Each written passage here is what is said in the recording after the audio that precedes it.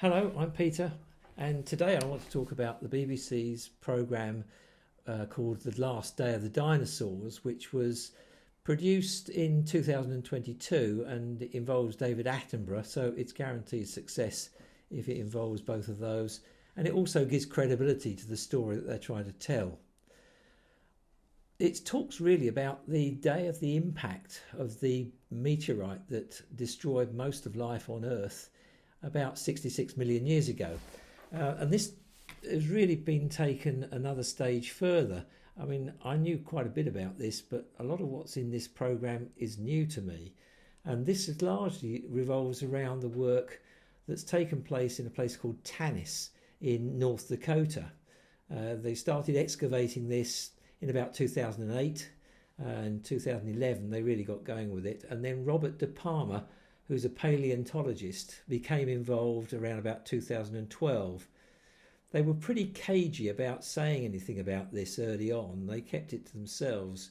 And it wasn't until 2015 that the first scientific papers arrived and started telling the world about what they'd found here. Tanis was at the top of a large inland water which split North America into two halves. And it's at the top of this part that Tanis is found, and it seems to have been a sort of a muddy bank to the side of the water, which entombed a whole series of the dinosaurs that were in that region at the time of the meteorite hitting, and these have then been fossilised into some quite spectacular species. This is North America, and the asteroid hit about here, which created this huge crater, which is now the Gulf of Mexico.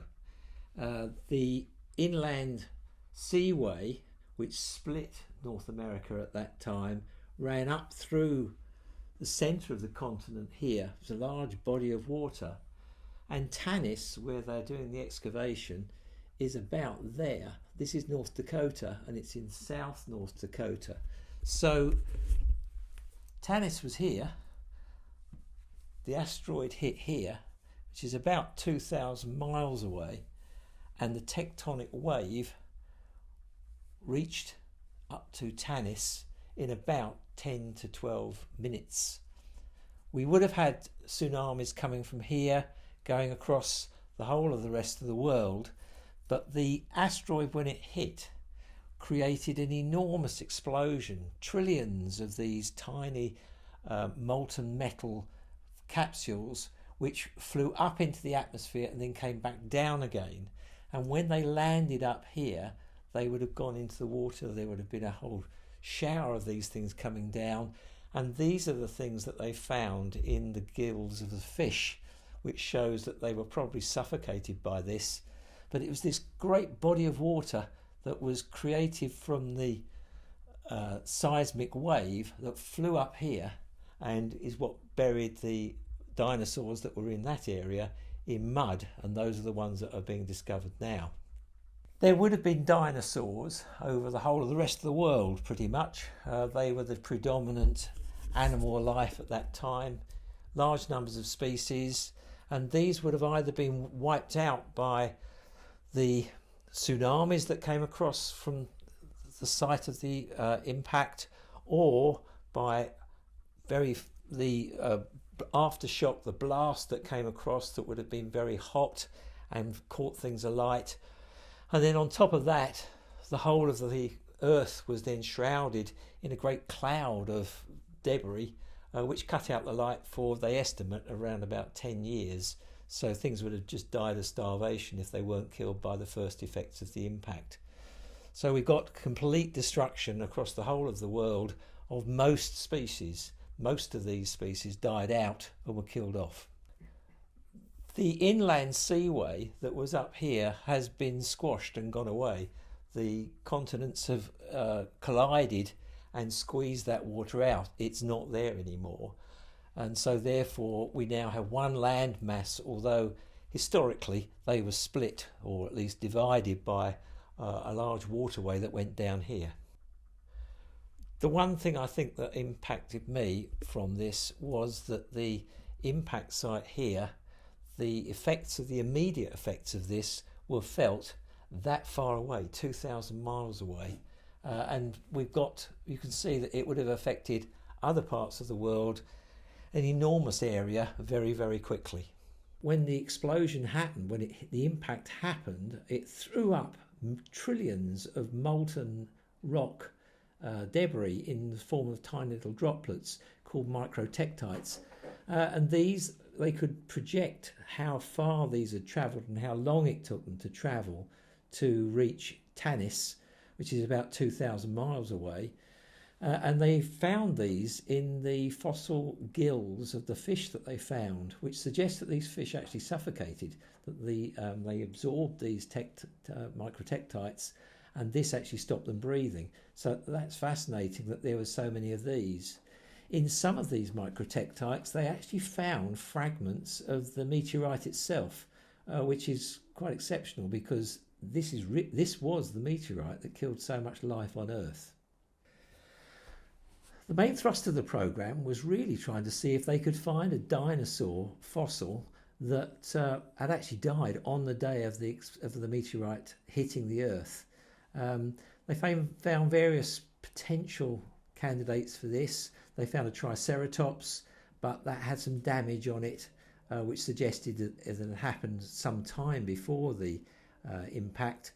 And the skin on this thing suggested that in fact it had died some time before, probably not a long time, but sometime before the impact. So that was dismissed.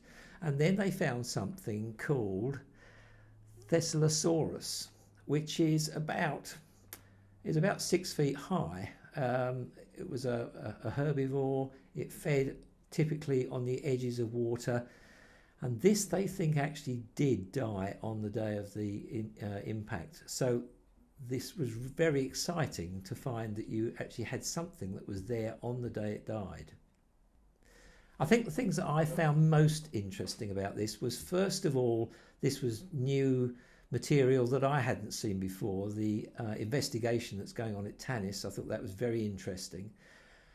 The thing I found really quite difficult to take on was how fast this happened. It wasn't tsunamis that killed the animals at Tanis, it was seismic waves, and these travelled from the site of the impact to Tanis, which is about 2,000 miles away, in about 10 to 12 minutes. It's that fast. These were suddenly swamped by these seismic waves that covered the mud, swept the mud over the animals and killed them out. There's no doubt that many of the animals across the rest of the world were killed by tsunamis, and the impact itself threw up huge dust clouds which masked out the sun, they reckon, for probably about 10 years. And so therefore a lot of the animals that were left that weren't killed by the initial effects of the impact would have died off from starvation, and the whole lot disappeared. I think what's really quite frightening is that something that big, which was about the size of Mount Everest, they reckon, it's about 7 miles across, could wipe out nearly all life on the planet in such a short space of time. The few animals that did survive, there were clearly some of the marine reptiles did survive, crocodiles survived, but what they did also find at Tanis was the fossil of a burrow which probably contained some sort of small mammal. The mammals at this stage weren't very big, and they seem to have survived. And then we know that the mammals, once that happened, they were able to expand. At the end of the 10-year period, when the sun did start to break through the clouds and we started to get light coming back onto the surface of the Earth, seeds started to germinate, in particular ferns, and the flowering plants would have come back, which gave then a plentiful supply of food for animals to come out and feed on. And as we know, the mammals exploded into a whole series of species and became the predominant order on life. We don't know what would have happened to the dinosaurs if the impact hadn't happened. They'd already been around for over 100 million years. We do know that when they were wiped out, that mammals took over. The first of the things that even look vaguely like us only appeared about 8 million years ago, so which is a tremendously short period of time in comparison. And Homo sapiens, from is us, didn't really appear until about 200,000 years ago, which is a ridiculously short period of time. We do know that the dinosaurs died out. We don't know what would have happened if they hadn't. We do have within our own power the ability to look after this planet or to destroy it. The programme ends by saying that we have a beautiful planet, and it's really our responsibility to make sure that we don't destroy it. We can't say whether a natural disaster will come along to wipe us all out. We do know that we will evolve into something completely different in a relatively short space of time, but it's up to us to not destroy this beautiful planet, and it is within our grasp to do that. Well, thank you very much indeed for listening. I hope you've enjoyed listening to what I've learned from this programme. I do recommend it to you. I found it quite fascinating. But if you've enjoyed it, then please do like it. We'd be very grateful for some comments, and do share it, and to subscribe if you haven't already done so. So I look forward to seeing you again in the future, and in the meantime, take care and see you later. Bye bye.